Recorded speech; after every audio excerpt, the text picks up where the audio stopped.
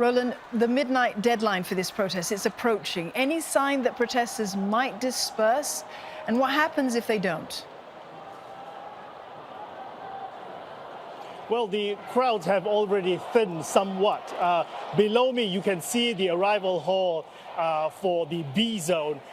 It used to be several hours ago that both the A as well as the B arrival halls were filled with protesters. So, the protest numbers have certainly dwindled as such. And the likelihood of them not meeting the 12 p.m. deadline of dissipating, of course, is also going to be unlikely because so far, the protesters themselves have been peaceful. They haven't disrupted the normal operations of the airport itself, but rather made a lot of noise to the arrival hall, thereby, I guess, educating people, as you said, visitors to Hong Kong about the real situation in Hong Kong, according to these protesters.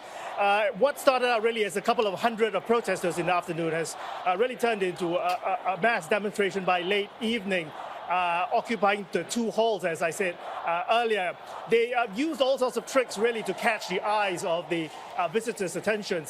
They put up signs, they put up flyers, even makeshift walls along the arrival hall have been turned into Lennon walls. These are so-called post-it notes stuck on by supporters of the extradition, supporters against the extradition bill, I should say, and voicing support really for the protesters at large. And they also held up placards with name signs pretending to greet the visitors as if they were actually hotel guides, saying that Mr. and Mrs. Freedom, or another one with resembling a flight monitor that says HK726. HK726, of course, is Hong Kong, the date today, which is July 26. They also gave visitors maps, actually maps of what exactly. It was actually the hotspots in which protest actions have actually taken place in Hong Kong. And they were also urging, of course, lots of the supporters here on the ground to share with social media what they're doing here today. So they are making the last round, as we say, towards the 1 hour mark before the protest officially ends. I guess the question is then, Roland, how have the visitors who have been arriving at the airport been reacting to this protest? It can't be, it's kind of a strange one to come into, isn't it? Yes, as I said earlier on, if you were coming in from a long-haul flight from, say, the US of A, and you were jet-lagged, and then to be greeted by protesters chanting "Free Hong Kong," they are alluding, of course, to the fact that they want a greater democracy here.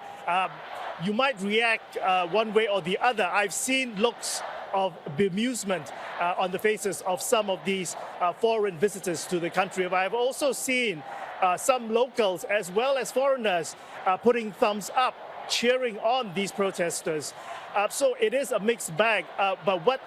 And I've also spoken, of course, to a few people here myself. One visitor told me that he supported what these protesters are doing at the arrival hall. Yes, they're making a lot of noise. Yes, they may be blocking thoroughfare, but at the end of the day, they have a right to protest, and they're doing so peacefully, he said.